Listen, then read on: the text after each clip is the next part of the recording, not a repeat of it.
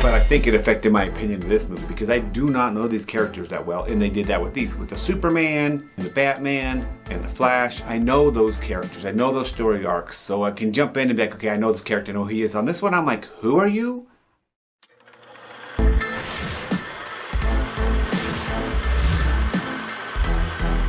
Hi everybody, it's the Green Scott. Today we're bringing you another daily dose of movie reviews with life lessons.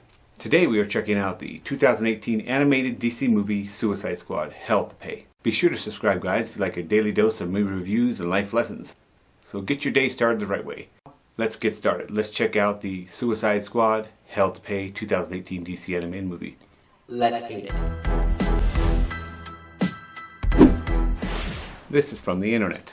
Warren Amanda Waller formed a special squad of incarcerated villains, Task Force X, to retrieve a powerful mystic object. That's more or less it, but it's the Suicide Squad gets told that they have to retrieve this mystic object. They find out that it's an object that technically, supposedly, is a ticket out of hell. It's got the classic Suicide Squad stuff, full of deception, action, and surprise, guys. And that more or less describes this movie. Keep a minute on this movie. The Suicide Squad comic and characters I don't know too well. The only other movie I've seen at this point as far as I know about the lore would be the live action film. I believe it was the 2016 movie, so I don't know a lot about them. So I don't know about their redemption arcs, I don't know who's good, who's bad, why they do what they do. From a newbie perspective, I actually have questions for the fans, really know about the lore and the background of these characters. So I have questions for you guys. Here's my thing. Do you guys see these characters as actual heroes or captive monsters in it for themselves, controlled by a government agency, using them for whatever they want them to use them for? Basically walking weapons. Because that's how I see it, and I want to know how you guys see that. The reason why I see this is because freedom can only come from within and not from external forces. They're not freely participating in anything. If they do something wrong, they get blown up. So it's not like they really choose to be heroes. And if the government agency says do something bad, they're going to do something bad. So are they really heroes? To me, it doesn't seem to matter if they're heroes or villains. They're kind of whatever the strings being pulled want them to be.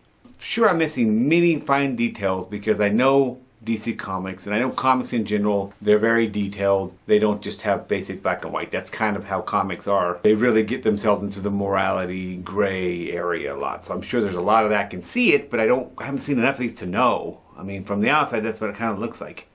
Guys, help me understand. And guys, that's my take on it. But as with anything else, take what you want and leave the rest.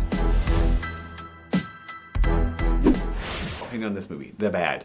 This theme I am seeing throughout the DC animated movies, if you don't already know the characters well, you're kind of jumping in the middle of like major story arcs, major story backgrounds, and you might find yourself wishing for more backstory to know what's going on. At the same time, if you already know the character, their general backstories and all that stuff, from watching the movies, watching the cartoons, from reading the comic books, then actually it's really awesome because they don't give you that newbie junk. They just dive into it. They can really explore the character. So I really do like that.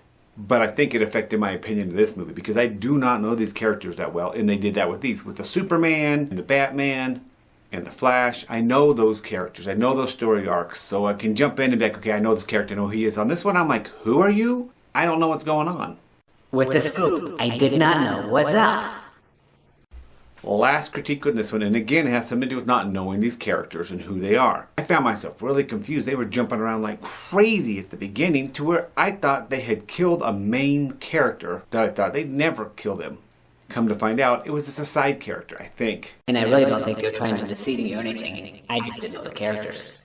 The good. Some really funny one-liners and situations. From what I've seen, very classic them.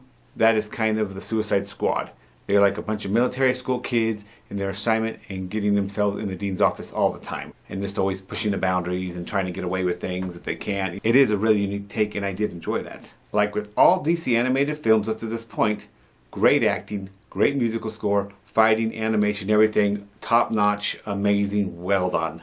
In summary guys, if you're a fan of the Suicide Squad, I think you're going to like it. If you're not a fan or you're like me, you're kind of meh in the middle about them, It's not going to change your opinion. It's not going to make you think, boy, they're amazing. I'm going to totally learn more about them. But for me, on my level, it does make me interested in watching some more movies. So you'll be seeing more Suicide Squad reviews. I plan on reviewing Harley Quinn, for example, the live action one. And then there's some other DC animated Suicide Squads as well that I want to watch. And I do believe if you are a fan of the Suicide Squad, you'll enjoy this movie. It wasn't a bad movie. I honestly think my personal opinion was highly affected by not knowing these characters and the fact that the DC movie is something that's great about them that I found out yesterday from a friend. A lot of these movies, why they're so amazing is because they're pieces or parts of the comic books. So that's why you're kind of like, what's going on? Because they kind of start you in the middle of some of this. That's what's happening with that. I appreciate it. It makes it really good. However, a flaw in that on this one is I don't know what was going on, so it affected my enjoyment of the movie and not knowing the characters and how they are. I think it's well done, but I just wasn't into it as much because I know what's going on. I don't know the characters. I don't feel for them as much. They didn't spend that time building them up because they kind of assume you already knew this from comic books and such, I do believe. That's how the DC animated features are. And at this point in time, I think the Suicide Squad is... They're okay. And this is why I'm giving Suicide Squad Hell to Pay, the 2018 movie, a 6 out of 10, guys. 6 out of 10. Peace! Yeah, boy.